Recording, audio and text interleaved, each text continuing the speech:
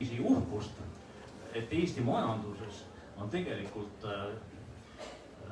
palju selliseid asju, mida me ajaloost teame kehvasti või me ei mõtle nende peale, aga need lätted on iseenesest väga põnevad ja võiks öelda väärikad.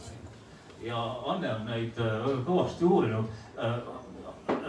Te olete muidugi kirjutanud rohkem raamatuid kui ainult see, ajaloohuulised tunnevad teid varasemast ka kui klaasi- ja portselanitööstuse uurijat. Ja te olete teinud nendest arukalt artikleid ja raamatuid, näitusi. Miks just sellised valdkonnad ja kas nendest ka uues raamatus on juttu? Jah, tegelikult see raamat ju väga paljuski on seotud minu tööga ja sellega, et ma ajaloomuuseumis töötan ja neid suuri esemekogusid siis hoian ja uurin, teen näitusi, kureerin neid ja olen seda väga kaua teinud.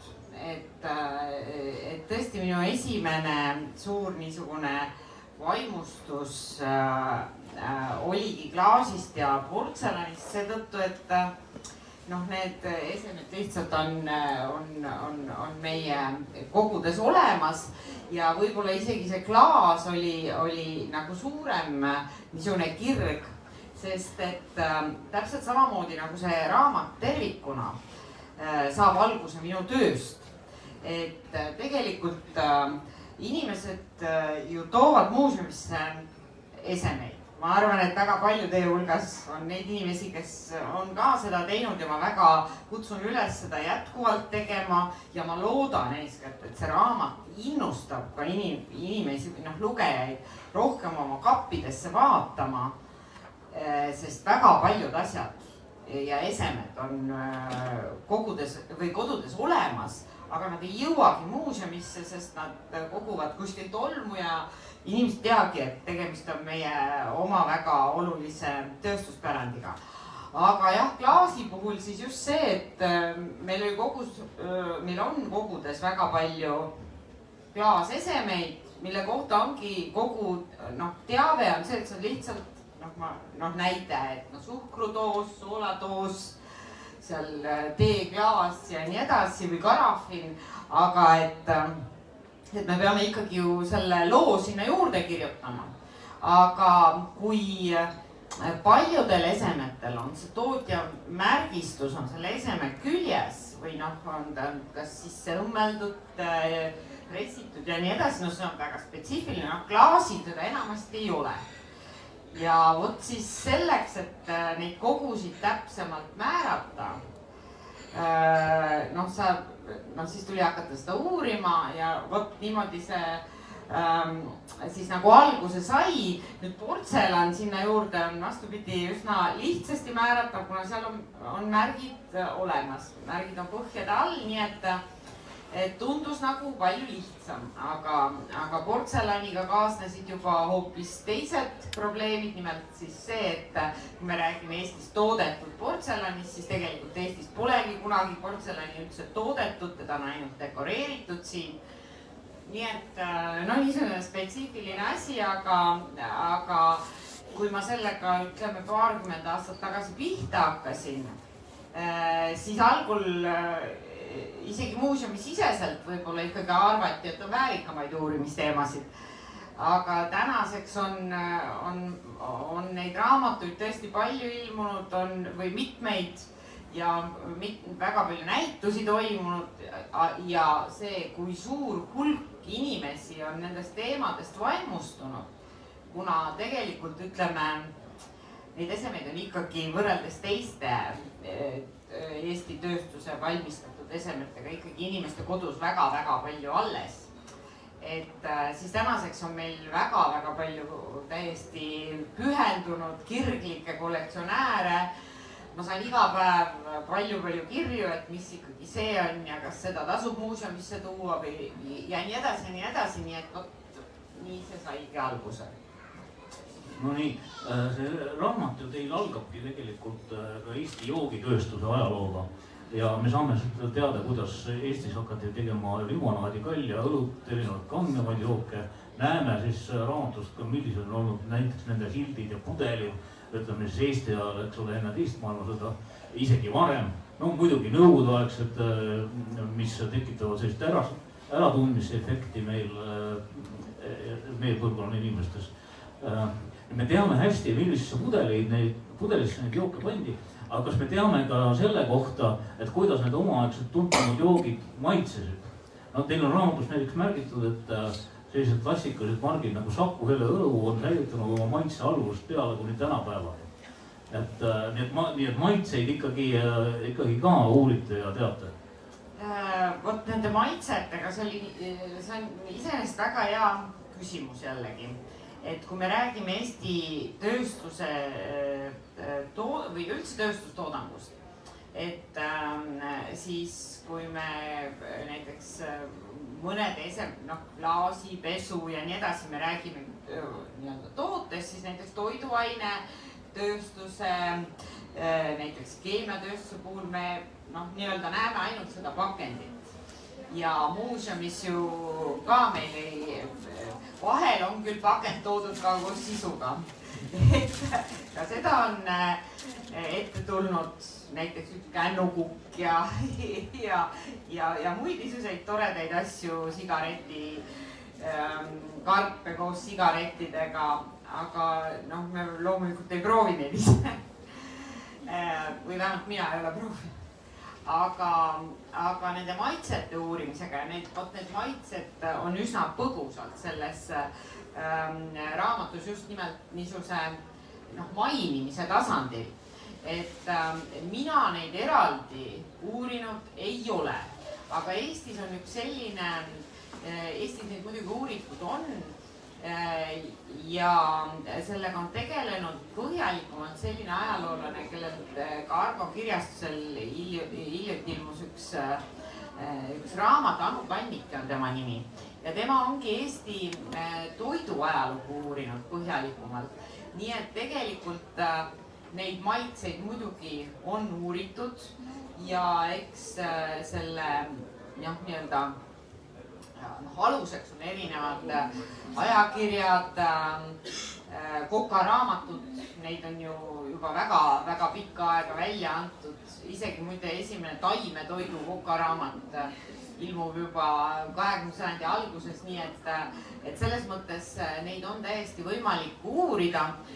Nüüd mina lisaks juba sinu poolt mainitud näidetele siis seoses näiteks Johannes Lorupi klaasitööstusega, kui klaasitööstuses hakati valmistama moodsaid reformtüüpi purke, siis sellega seoses, kuna neid oli üsna raske kasutada, siis anti välja ka eraldi reformpurkide kasutamise õpperaamat ja vot seal taga on siis ka, kuidas neid toiduaineid sisse teha ja kuna minu oma vanaema oli siis kõva vekkija ja vabariigiaegsed purgid olid meil täiesti kodus olemas, siis tegelikult niisugune teatav sidusus nende maitsetega on mul nagu oma lapsepõlvest olemas ja tegelikult ma arvan enamikul kuulajatest ja lugejatest ja ka Anu Kannike ju ise ütleb, et ta oma vanaema kokaraamatut sirvib ja proovib ikka uuesti ja uuesti. Nii et tegelikult neid maitseid on võimalik täiesti elustada, aga jah, siin raamatus on küll rohkem see jäänud niisuguse etiketi ja pudeli tasandile ja samamoodi näiteks parfüümipudelitega, et võt nendes vahel ikkagi sa võtad selle korgi pealt ära ja tajud, et midagi on seal kunagi olnud. Tegelikult sellest parfüümist sõltuvalt siis tegelikult täitsa meil on üks 130 aastat umbes vana lõhnaõlipudel, milles täiesti on ikkagi väga hästi tunda, mis seal kunagi sees on olnud või vähemalt kuidas see praegu lõhnab. No nii, aga teie raamat on ka selline, ühest küljest ta on huvitav vaadata, sest ta on väga hästi illustreeritud kõigi nende näidetega, aga ta annab tegelikult ka tervikpildi sellest, et kuidas Eesti tööstus erinevatel aegadel on kasvanud ja kahanenud.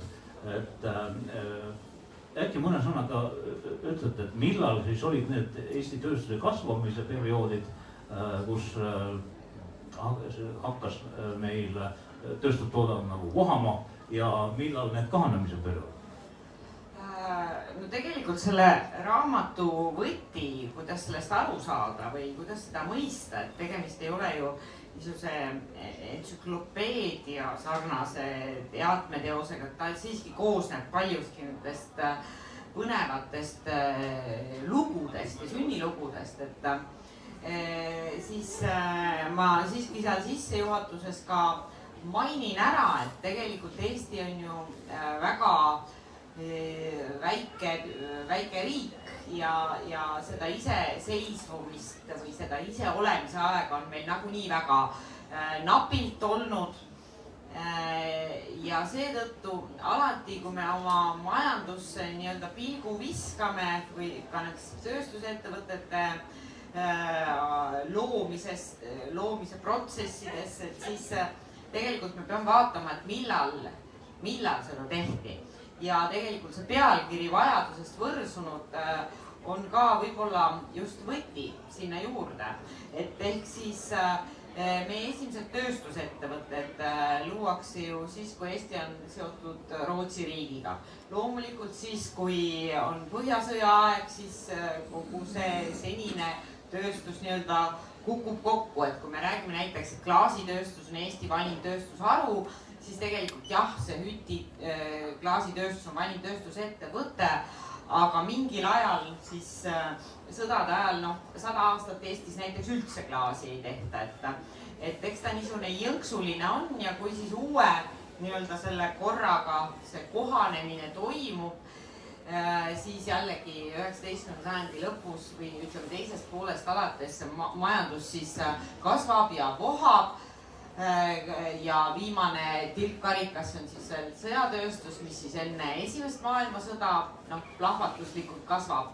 Ja siis tuleb Eesti Vabariik ja loomulikult seda tüüpi tööstust vaja enam ei ole ja niisuguseid mahtusid enam pole vaja. Ja tuleb siis nii-öelda kontsentreeruda sellele Eesti iseseisvale riigile, meie vajadustele, ühtlasi ka meie toorainevarudele, et mida meil üldse endal olemas on, ühtlasi mida see riik nii-öelda vajab. Kehtestatakse erinevad tollimaksud, ühesõnaga siis jälle kõik kahaneb, aga samas hakkavad, sünnivad täiesti uued tööstusettevõtted, moodsad tööstusettevõtted, mida varem võib-olla pole Eestile vaja olnud, kes neid esemeid on kuskilt mujalt sisse toodud, näiteks kummitööstus, seal kristall, ka seesama portselan, millest ma rääkisin. Aga siis jällegi see toodangu maht on ikkagi orienteeritud rohkem nagu siseturule ja vot siis, kui juba välja see eksporti hakkab see toodang jõudma, et see on siis juba nii-öelda see uus tase, aga see on siiski väga-väga mammutettevõtteid ei looda. Ja kui nüüd siis toimub see nii-öelda natsionaliseerimine, liitumine Nõukogude Liiduga, siis loomulikult selle plahvatuslikult kõik kasvab, sest et turg on ju otsatu. Ja siis, kui Eesti taas iseseisvub, siis põhimõtteliselt toimub, siis hakkab kõik see jälle otsast peale. Nii et ta on niisugune tsükliline ja ikkagi jah, kuna Eesti on nii väike, siis me oleme alati ikkagi sõltuvuses sellest, et millise riigiga me oleme seotud, kas me oleme iseseisvad ja nii edasi ja nii edasi. Jah, ütleme esimese maailmasõja alguseks oli ju Kreenholmi manufaktuuri tööliste arv kasvanud 12 000-ni. Kuidas oli Eestis läbi ajaloo olukord üldse oskustöölistega, et paljud tööstuse tööprotsessid on ju väga keerulised.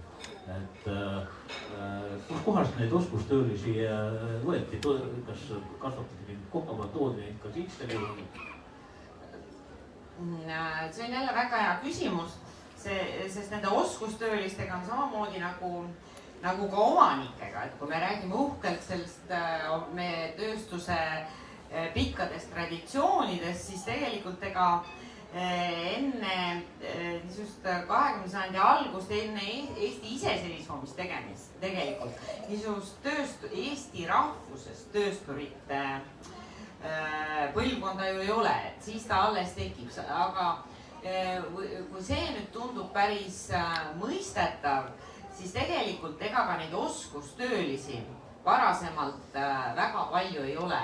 Ja tegelikult mida keerulisem on see tootmisprotsess, seda kindlamalt need töölised on siis kuskilt sisse toodud ja eestlased loomulikult olid ka nendes ettevõtetes tööl, aga nad tegid ikkagi lihtsamaid ja mustemat tööd. Et kui jällegi seesama klaasitööstus näitena tuua, siis tõesti need tööprotsessid olid nii keerukad, et näiteks kui Rõika Meleski klaasitööstus loodi, siis Saksamaalt ikkagi tuuakse Eestisse sadu perekondi, kes siis omakorda siin moodustavad niisuguse omaette sotsiumi ja tegelikult neid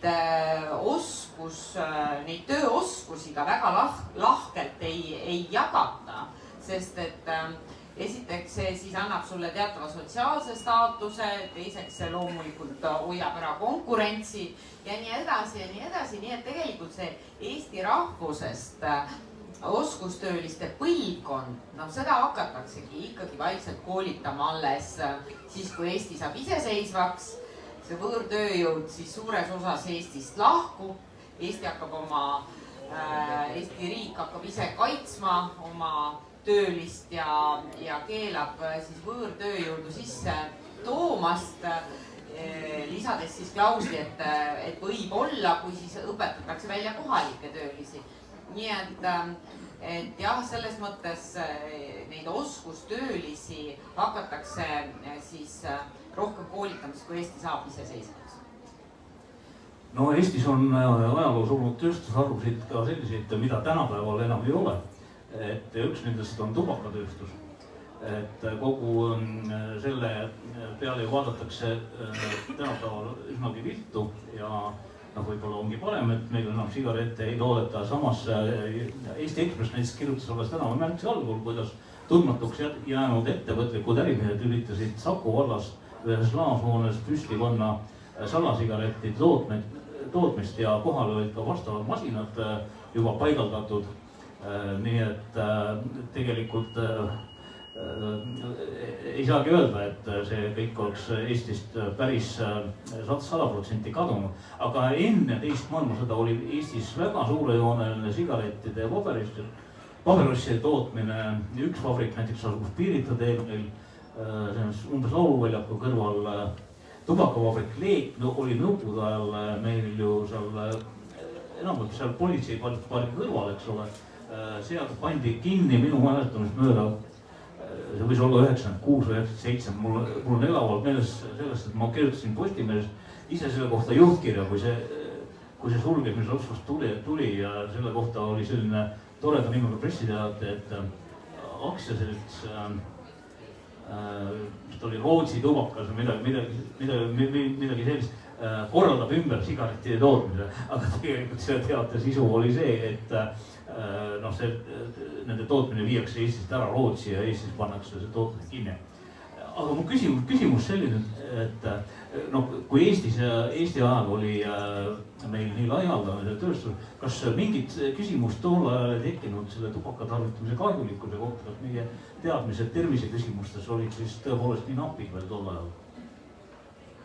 Selle tubakatööstusega ka võib-olla nii palju, et Eestis seda siis algul jõudnud harjuskite kaudu, aga siis juba 18. sajandil siis ettevõtlikud kohalikud mõisahärrad Siivers ja Rebinder näiteks tegid oma tubakakojad, nii et tegelikult see tubakatööndus on meil ka üsna pikkade traditsioonidega, aga jah, siis Eesti Vabariigi ajal tekib meil väga palju väikeettevõtteid, kuna jällegi meil on see oma turg ja tuleb neid kohapeal tootma hakata. Ja kui neid sigaretikarpe vaadata, neid on meil kollektsioonis ka väga-väga palju, sest nad on väga-väga ilusad. Tõesti ilusasti kujundatud.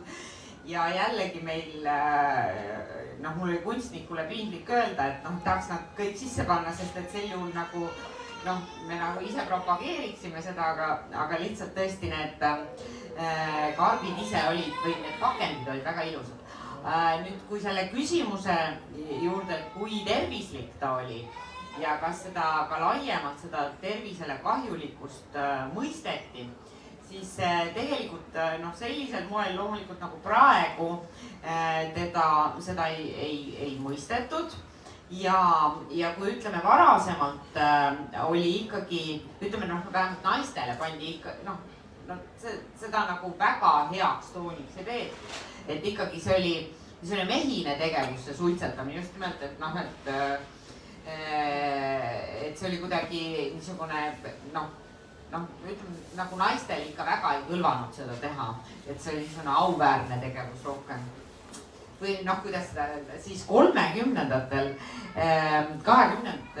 30-ndatest just siis, kui see naiste emantsipeerumine siis algab, siis tegelikult see suitsetamine saab väga-väga populaarseks vastupidi ja see oli ikkagi üks niisugune moodsa elu järjekordne kohustus, mida siis üks linnaproua kindlasti tegema pidi, mitte lihtsalt, et kuidas siin tervisega lood on, isegi kui sulle ei meeldinud. Suitsetama pidi, kui sa tahtsid seltskonda kuuluda ja loomulikult see oli üks osa seltskondlikust koosviibimisest, kui me vaatame, siis mitte ainult sigaretikarbid, kõik võimalikud muud aksessuaarid, kõik need sigaretidoosid, tuhadoosid, muud suitsetamistarbed, sigaretipitsid, et seda välja võttes sa näitasid, et sul on mingi niisugune teatav staatus vastupidi.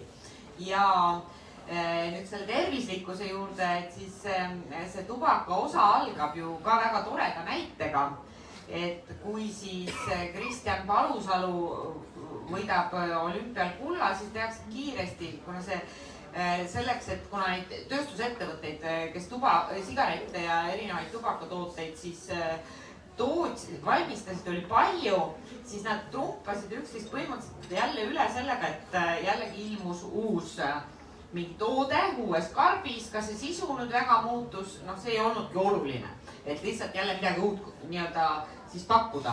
Ja siis tuligi, turg oli väga niisugune kiiresti reageeriv, et nii kui Palusalu võitis, tulid kohe siis turule sigaretid Palusalu.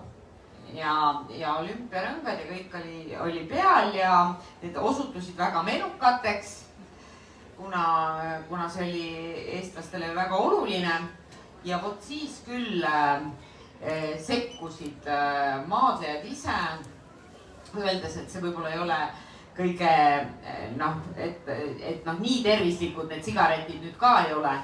Ei sobi päris spordi ideaalidega kokku. Ja siis väga kiiresti see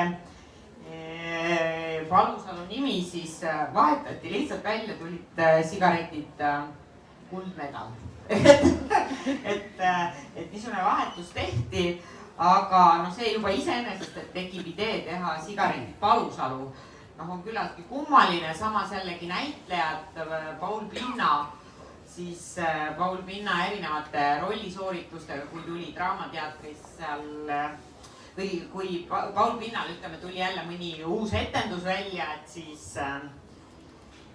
siis jällegi kohe see turg nii-öelda reageerib ja siis selle Pinna pildiga siis ilmub jälle uus sigaretikarp, nii et meil on, kuna Eesti Ajaloomuuseum ja Teatri- ja Muusikamuuseum nüüd on ühinenud, siis meil on kollektsioonides terve suur eraldi niisugune Pinna siis sigaretikarpide kogu, kus siis need tema erinevad rollid on siis ilusti nendel karpidel täiesti olemas, samamoodi noh siis erinevad muud niisugused väljapaistvad inimesed, kes siis oma näoga neid ja nimega neid reklaamivad, ilukuskuningannad muide ka. See on küll päris üllatav, sest no, ilmselt siis lihtsalt see oli tolleaegne nii-öelda meediakanal või meedia selline välireklaam. Ja just nimelt reklaam, aga see ei olnud ainult Eestis nii, et kui me vaatame ka üle maailma, siis toonased tuntud filmistaarid ja noh, nad on kõik, või mitte kõik, väga paljud neist on siis nendel sigaretikarpidel ka täiesti olemas. No nii, aga räägime nüüd näiteks ka lihatööstusest, sellepärast, et Eesti ajaloos on olnud ju mitu perioodi, kus meie oleme pidanud ennast suureks ja tähtsaks lihaeksportijaks. No enne teist maailmasõda oli Eesti peekon tuntud ja no nõukogude perioodil me teame, et lauldi seda laulu, et siga sind Eestis peetakse, siga sind välja veetakse. Ja jällegi me saame lugeda, et omal ajal pandi vorsti sisse teatavalt mingit vürtsisegu, mida nimetati vorstirohuks ja pandi ka näiteks konjakit.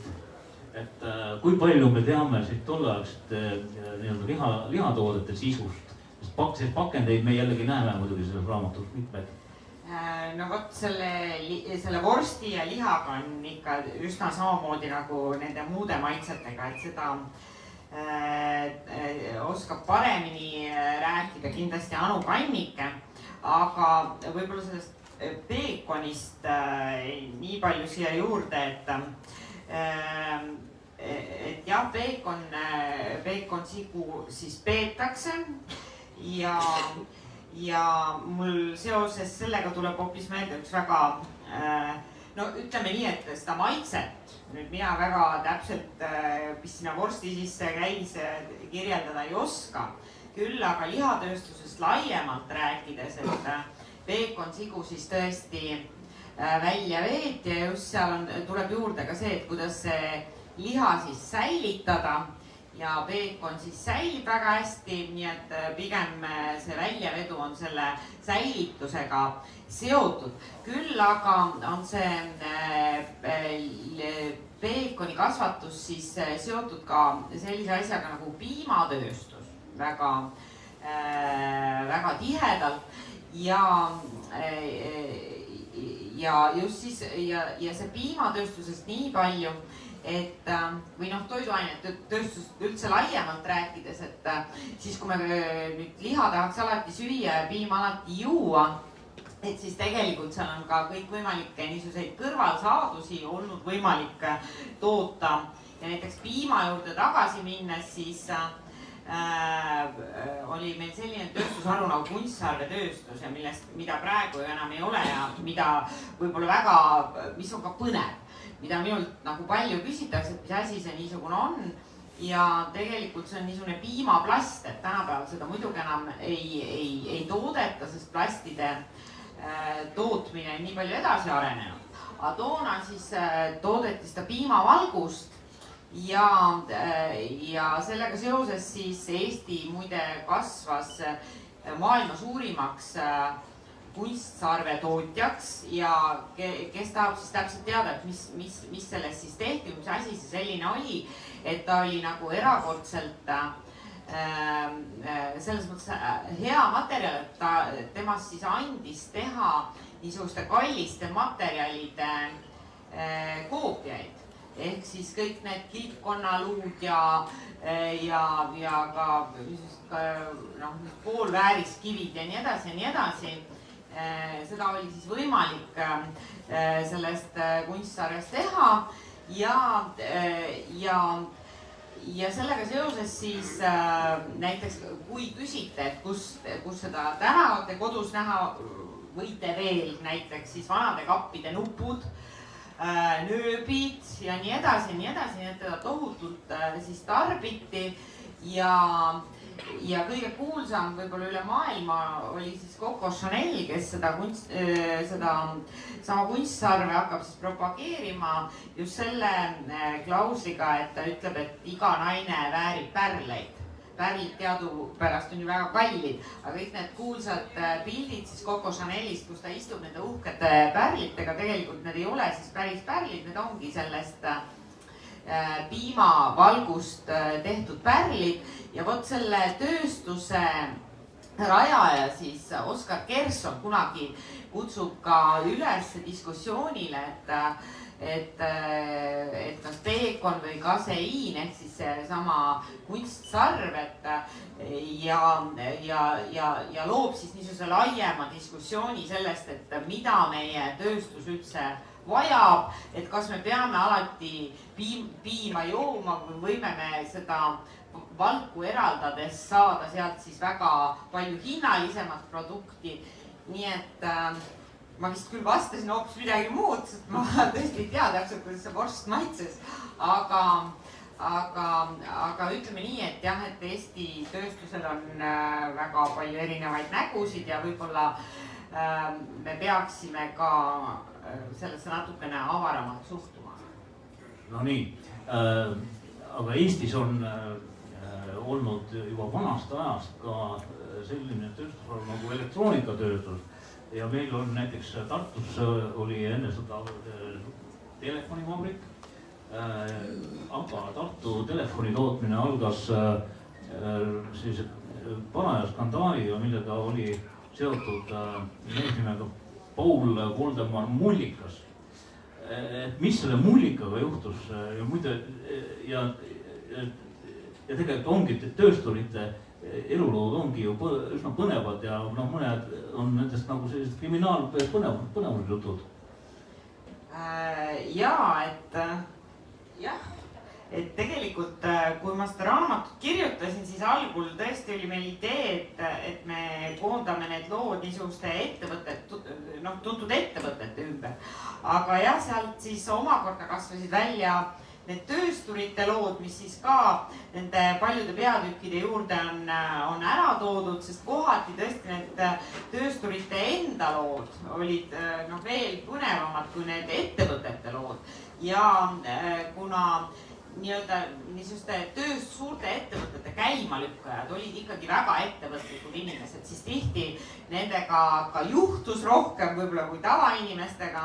Ja mis on küllaltki kummaline, et neist ka oli üsna vähe või on ka üsna vähe teada, et me teame ikkagi rohkem oma kultuuri tegelaste elusid, aga seda, et meil on väga värvikad töösturid olnud, et seda võib-olla vähem, et kui siin võib-olla Puhkide perekonda teatakse, siis ma ütlen, ega seda Mullikat tõesti keegi võib-olla ei tea.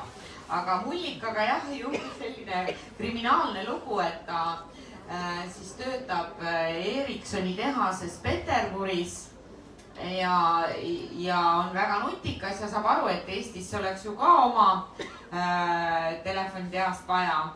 Ja tuleb siis töölt ära ja asutab Tartusse oma ettevõtte ja saab siis kiiresti väga palju tellimusi, kuna toona telefon on uus asi ja telefone polegi saada, neid tulebki eraldi tellida alguses. Ja siis, kui äkki siis avastatakse, et tegelikult selles vabrikus või ettevõttes tegelikult valmistataksegi ainult neid ümbriseid, et tegelikult kogu see sisu on siis pärit sealt samast Peterburi tehasest, kus Mullikas mõnda aega töötas, et ta oli lihtsalt teades, et oma kavandades nii-öelda oma ettevõtet, et siis ta oli üht-teist kõrvale pannud ja politsei teeb siis seal läbiotsimise ja fikseerib selle kõik ja Mullikat hakatakse juba vangistama, kui siis Mullikas põgeneb ära ja tahab siis põgeneda algul Ameerikasse, aga siis jääb siiski Saksamaale pidama ja ettevõtliku inimesena ei kaota lootust, sest ta on ju vaba ja teda siis otsima ka edasi ei hakata siiski.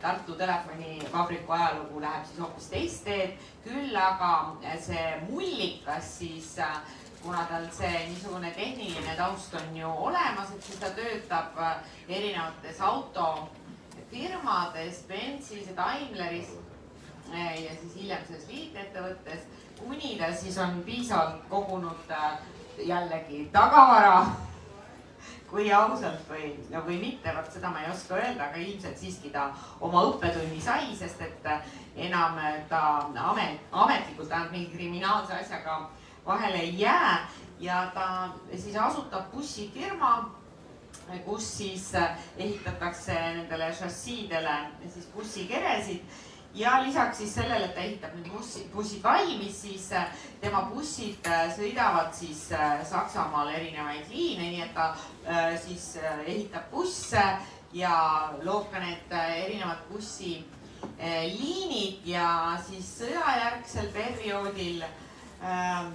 ta hakkab, tema ja ta poeg siis hakkavad tootma hoopis aiatraktoreid, mis saavad pioneer, mis saavad siis ka väga populaarseks ja tänaseks ma olen küll üritanud nendega kontakti saada, aga see praegu mul veel ei ole õnnestunud. Et siis jah, oleks põnev teada, mis sellest perekonnast edasi on saanud.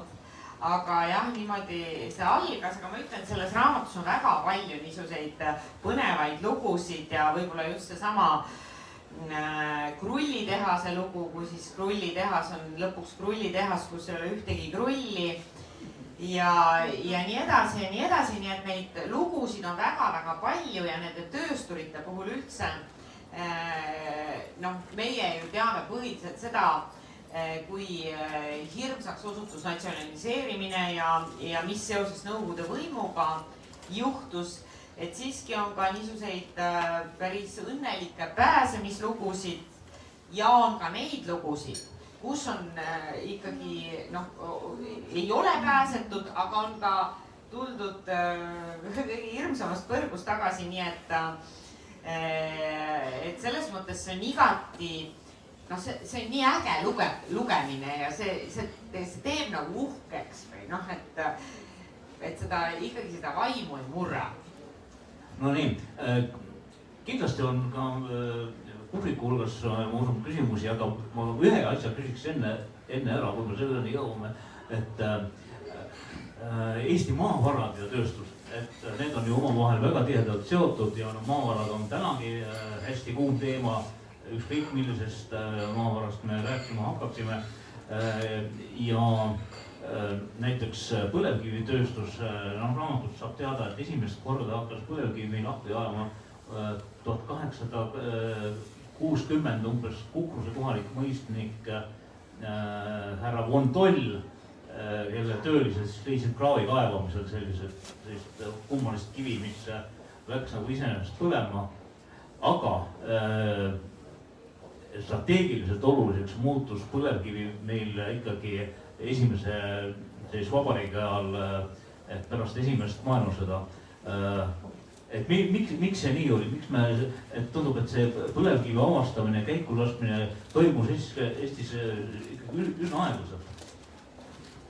Tegelikult noh, põlevkivi nagu ka teiste maavaradega seoses jällegi loomulikult nende olemasolu või nende puudumine, et see on tööstuse arengut noh, otseselt mõjutanud ja selle põlevkiviga seoses ka nii palju, et seal on seesama loogika nagu nende väga paljude teiste maavarade puhul. Et kui tegelikult esimesed põlevkivi maardlad ehitatakse ju esimese maailmasõja lõpus, siis kui Venemaal on uut energiaallikat vaja, et vot siis hakatakse nii-öelda neid, siis tuleb meelde see, et 19. sajandi lõpus neid ju juba uuritakse, teatakse täiesti, et need on olemas. Aga on alternatiive, mis on siis sellest põlevkivist nii-öelda võimsamad. Nüüd, kui Eesti saab iseseisvaks, siis korraga meid nagu lõigatakse ära sellest nii-öelda Venemaa suurest maavararikkusest ja meil tuleb äkki hakkama saada nende asjadega, nende maavaradega, mis meil olemas on. Aga nii kummaline, kui see ka praegu võib-olla ei tundu, aga neid kohapealseid maavarasid väga põhjalikult enne üldse uuritud ei olegi. Ja ei ole just selle klausliga uuritud, et millist maavara üks või teine tootmine vajab ja mis meil siis olemas üldse on. Et sellega seoses siis ja põlevkivi on muidugi eriti oluline energiaallikana ja seda siis peetakse strateegiliselt väga oluliseks maavaraks ja selle eelisarendamine on siis riigi poolt igati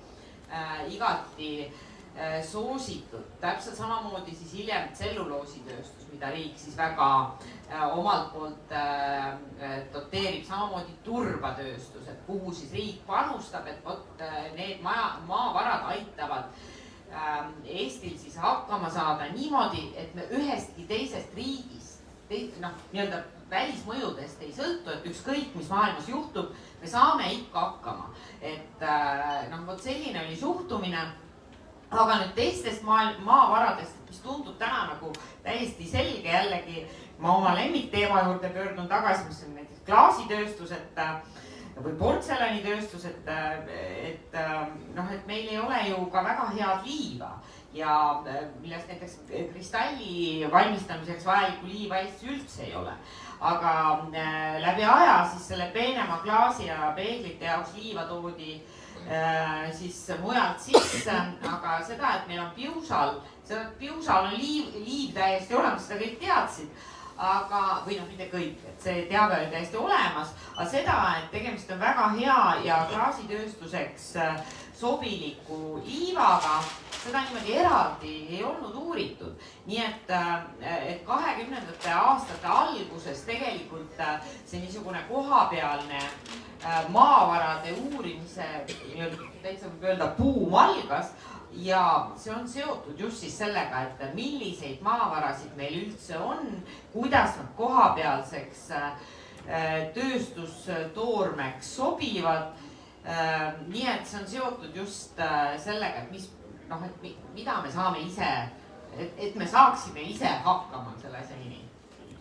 No nii, kas on küsimusi rahva hulgast? Nii, ma annan mikrofoni ka. Küll piisavalt kõva hääl, aga ma aitäh. Anne, kui sa seda raamatut kirjutasid, kokku panid, siis ajaloolasena, mis oli kõige suurem üllatus või mis oli midagi täiesti uut, mis sinu jaoks oli kõige põnevam? Kõige põnevam. Ma ei oska isegi sellele täpselt vastata, sest vaat selle raamatuga ei ole nii nagu väga paljude teiste raamatutega, mis ma olen kirjutanud või ütleme niisuguste suurte projektidega, et sul on mingisugune vau elamus ja siis sa selle kohe vormid siis nii-öelda näituseks või mingiks kirjutiseks. Mul see raamatut ma olen ikka kirjutanud viimast, ma arvan, 10 aastat. Lihtsalt viimase, ütleme, aasta jooksul, kui siis ma Argo kirjastusega kokku leppisin, et ma sellise raamatu kokku panen, siis ma võtsin kõik selle materjali uuesti välja ja hakkasin välja jätma. Et selles mõttes siit väga palju on ju välja nii-öelda puhastatud. Et selles mõttes mul nagu võib-olla seda niisugust kõige eredamat niisugust teadasaamis või mingit niisugust väga ühte kindlat asja ei ole. Küll aga ma pöörduks, see viis mind selle mõtteni, et ma pöörduks tagasi, et võib-olla see tervikuna, just see tervikpilt, et kui uhked me võime olla, et kui palju, kui lai see tööstus, ettevõtete toodang ikkagi on olnud, kui palju Eestis on väga erinevaid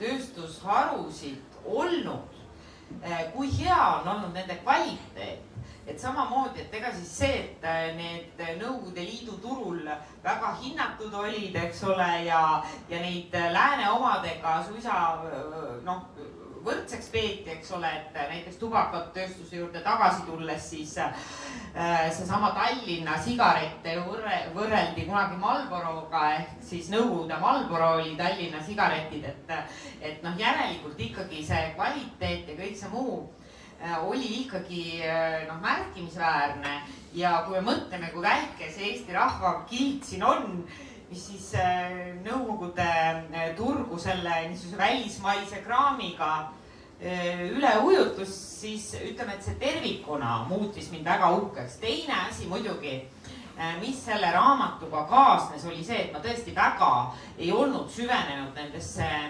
töösturite lugudesse.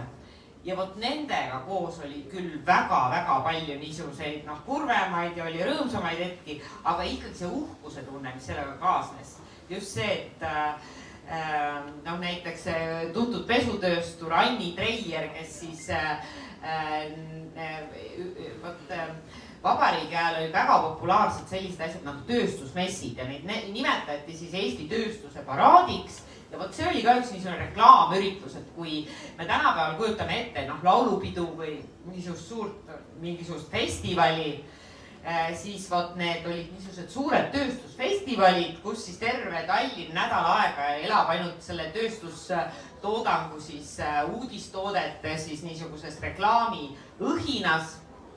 Ja selleks, et siis nüüd inimesi veelgi nii-öelda kaasa tõmmata, siis parimatest parimaid alati autasustati ja inimesed siis said ise ka nagu sõna sekka öelda, et kes siis on kõige parem. Ja nende messide jooksul ainult 2 korda siis, või tähendab, ütleme, et seal anti väga erinevaid neid medaleid ja tunnustusi ja diplome välja, aga ja rohkem kui 1 kord sai seda medalit üldse ainult Krull ja minu arust Oskar Kilgas, ka sukatööstur, aga väga vahva oli siis 10. juubelimessil, kui siis selle Grand Prix said korraga 2 tootjat, üks oli siis sama Krull, eks me kujutame ette, tohutu suurtööstus, masinatööstus ja teisena siis Grand Prix võitis Anni Treier, pesutööstur. Ja see kaalukategooria on niivõrd erinev, aga siis kohalik pesu oli väga populaarne ja kui me mõtleme, et sõna said sekka öelda ka messikülalised, kelle hulgas oli palju kauneid daame kindlasti, kes siis loomulikult Krulli võib-olla ekspositsiooni läinud sinna Kalevi staadioni üldse vaatamagi, siis jah, Anni Treierit selline edu saatis, aga miks ma teda siin nüüd näitena tõin, siis see Anni Treier on tõesti see, kes saadetaksegi Siberisse ja kes tuleb sealt Siberist, siis jääb ellu tänu sellele, et ta hakkab kohe artellis, ma ei mäletagi, nobenäpp või ütleme, hakkab kohe tööle õmblema jälle ja tuleb siis elusalt tagasi, temast on veel väga kauneid pilte hiljem tehtud siis Viljandi lossi mägedes, aga äge on siis see, et meil on olemas fotod sellest, kuidas ta selle Grand Prix võidab. Ja siis sellest, kuidas ta on sealt nii-öelda Siberist tagasi tulnud ja ta on sama väärikas, ta istub ikka pärlid kaelas ja tõesti laitmatu kleit seljas, et vot sellised hetked võib-olla see teevad nagu eriti rõõmu või olid niisugust avastamist väärt. Nii, on veel küsimusi? No, ma siis küsin. Kõigepealt suur tänu väga huvitava raamatu eest. Mina olen selle ilmselt siin publikust ainsana läbi lugenud, sest ma rumala peaga tulin raamatupoodi oma raamatuga nagu viinapudeliga viinapoodi, kus ma välja saan, ma ei tea. Aga küsimus selline, et millised nendest omaaegsetest ja eestiaegsetest asjadest on sul siiamaani kodus igapäevases kasutuses? Kindlasti on. Tead, tegelikult teades sind kui vana tehnikahuvilist, siis ma arvan, et sa ütleme oma igapäevaseid sõite ühegi oma unikumiga, ütleme eelistatult ei tee. Ja minuga tegelikult on täpselt seesama asi, et ma olen ju muuseumitöötaja ja tegelikult üsna kõik need suured klaasi- ja portselani näitused lõpevad sellega, et mis sul endal kodus on või mida sa ise kasutad. Ja ma olen sunnitud tunnistama, et ma ei kasuta mitte midagi, ma ei saa kasutada. et mul mõned asjad, esemed muidugi on ja ma eelistan neid mitte kasutada, et nad on ikkagi kapis, et muuseumi töötajana ma tahan ikkagi selle museaali numbri tahaks nagu peale panna. Ja no, kui keegi ütleb, kas ma võtan kapist Kuznetsovi vaasi ja panen sinna lilled sisse, siis ma ei saa seda teha, et isegi siis, kui ma tean, et sellele vaasile mitte midagi ei tee, siis jah, minu ema on küll ka publiku hulgas, aga ta teab seda lugu, et isegi oma pulmakingiks saadud serviisi siis viisin kiiresti muuseumisse, sest noh, likööri ma kodus ei joo. Ja mis ma ikka teen taga, et muuseumis seda vormi ka ei olnud muidugi. Et selles mõttes jah, minu jaoks on ta, jah, ma ei kasuta. Aga ma tunnen, see absoluutselt ei vähenda seda uhkustunnet ja alati ma saan ju palju kirju ka, et kas ma toon selle muuseumisse, et väga paljudel esemetel siiski on kasutusväärtus ja nüüd viimane see suur tarbeklaasi täiesti hullumeelne kokkuostmine, et siis nüüd see hakkab vaikselt vaibuma ja paljud siis ütlevad, et noh, et äkki, et kas muuseum tahaks, et me toome muuseumisse, et siis ma ikka olen innustanud, et võib muuseumisse alati pakkuda ja me vaatame kõik asjad üle, aga et sellised esemed, mida tegelikult on palju ja tihti on nende esemetega ka seotud lood, just kas sinu vanaema lugu, sinu vanemate lugu, see on siis kas kurvem, rõõmsam, no igal juhul see on sinu lugu. Et sul on, sa ei pea ju iga päev sinna mingisugust niisugust keeva vett sisse kallama või neid kuidagi muul ekstreemsel viisil neid esemeid katsetama või neid kingi jalga panema. Et aga võiks alles hoida ja niisama siis vahel välja võtta, vaadata, et see on ju kõik meie enda lugu. Et mul tegelikult mõned asjad on, aga enamik, mille puhul ma ikkagi kahtlustan, et tükikene Eesti tööstusajaloost äkki võib kaduma minna, et noh, see on juba, seda nimetatakse professionaalseks kretinismiks, sinna midagi teha. Ja noh, kuna ega siis muuseumite jällegi, kuna te siin juba koos olete, jällegi soovitan enda ümber väga tähelepanelikult kogu aeg vaadata, et muuseumi kogumistöö ju ei lõpe mingi teatud kindla aastaarvuga, me jätkuvalt kogu aeg kogume ja selles mõttes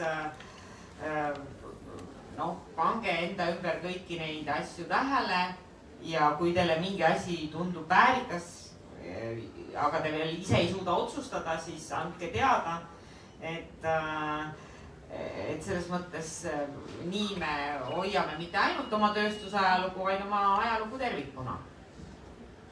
Nii, kas on veel küsimusi?